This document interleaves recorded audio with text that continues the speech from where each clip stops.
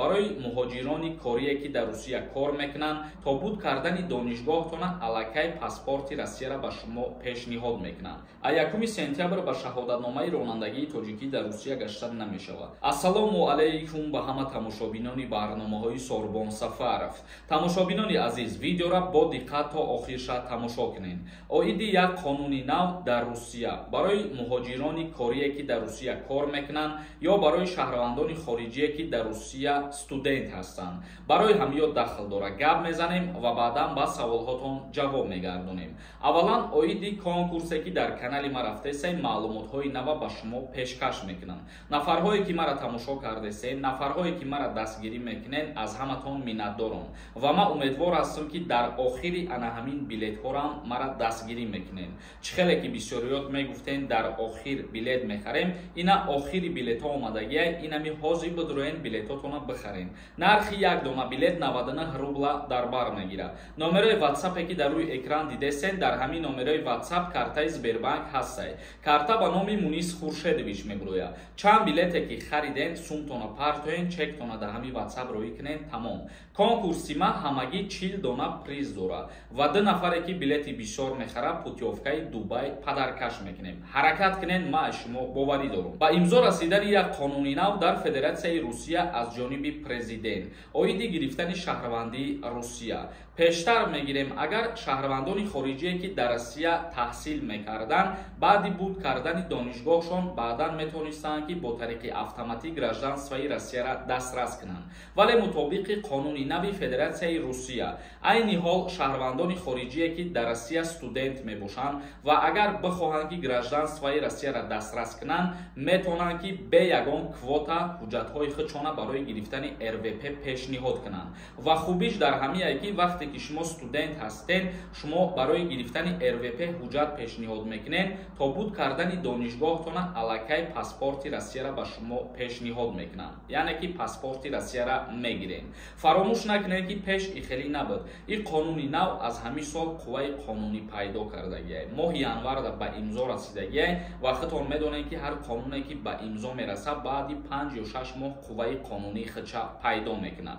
Шурӯъ карда аз моҳи гузашта ана ҳамин чиз дар амал ба чашм мерасад. Нафарҳое ки таҳсил мекунен, мисол мегирем, агар барои гирифтани гражданствои Русия ё барои донишҷӯё квота пешниҳод мекарданд, ҳозир ҳамин квотаро аз байн бурдагианд, бе ягон квота шумо метавонед ҳуҷҷат биспоред. Тамошобинони азиз, акнун ба қисми хондани комментарияҳо мегзарем. Дар ҳаминҷа ба ҳамаи шумо як чиза тавсия метиҳам. Нафарҳое ки агар бихоҳанд проверка кунанд ки запретҳошон кушода шудагӣ ҳаст ё ин ки не, ё нафарҳое ки мехоҳанд проверка кунанд ки патентҳошон фалшивия ё ки оригинал, инами рақамҳое ки дар рӯи экран мебинед, дар WhatsApp-аш бинависонед, проверкаи документҳои муҳоҷиро мекунад ва ҷавоби аниқу дуруста ба шумо пешниҳод мекунад. Ғиёсов нависонад: ака даҳум бораи ҳамин савола метавонӣ як бор ҷавоб диҳӣ. Агар дар давлате ки таваллуд шуда бошӣ, метавонӣ ай шаҳрвандии ҳамун давлат даст бикашӣ ва чӣ тавр? Як бор ҷавоб диҳӣ.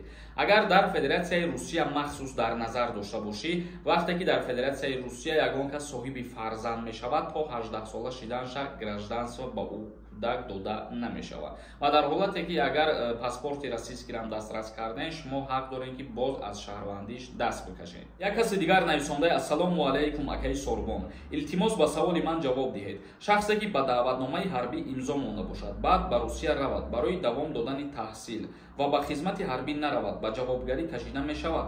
Бале, дар ҳолате ки ба номи шумо повистка меояд ва шумо имзо мемонед, шумо уҳдадор ҳастед ки ба комиссарияти ҳарбӣ ҳозир шавед. Фирдавс нависонда: ассалому алайкум ака, границаҳоро маҳкам мекунанд меган. Ростай ҳамин гап? Пешакӣ ҳазор раҳмат ака.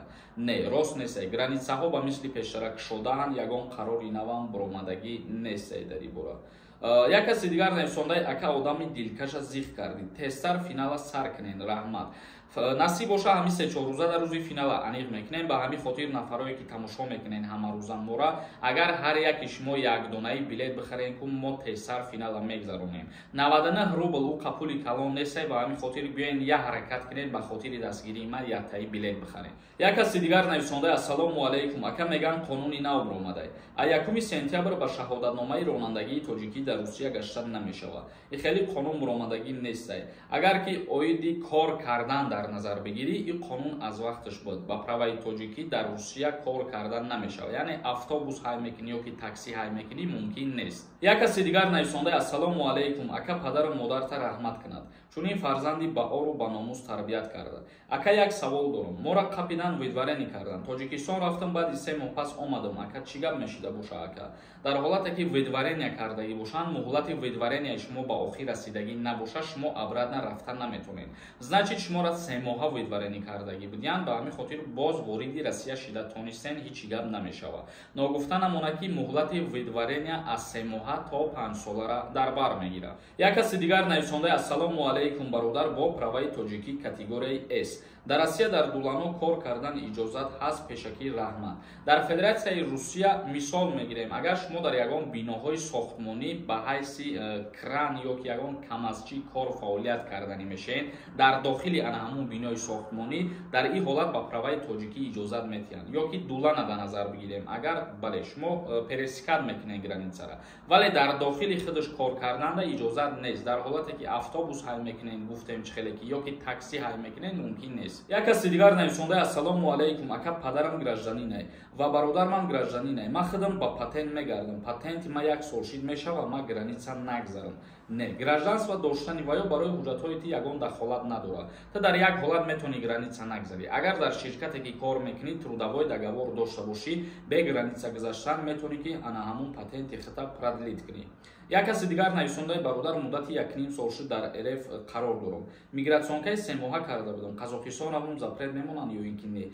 Мигратсиони картаи госиқати вақте ки ту ворид мешавӣ, 3 моҳ зиёд истоданда ҳақ надорӣ. Мумкин ту дар ягон рейд нағалтида ёки дар ягон рейд ам ғалтида бошӣ, пул додаи сар додиян. ин хеле ҳолатҳош ҳастай, вале тибқи қонун 3 моҳ пас вақте ки берун намебироед, баъдан ҳуҷҷат талаб кардан запреттон мемонанд. Як каси дигар нависонда: ассалому алайкум, ака, як писарам аблава меқапад ё ин ки не. Нафарҳое ки як фарзанд мебошанд, сардори оила мебошанд, аз даъваткунӣ ба хизмати ҳарбӣ озод ҳастанд.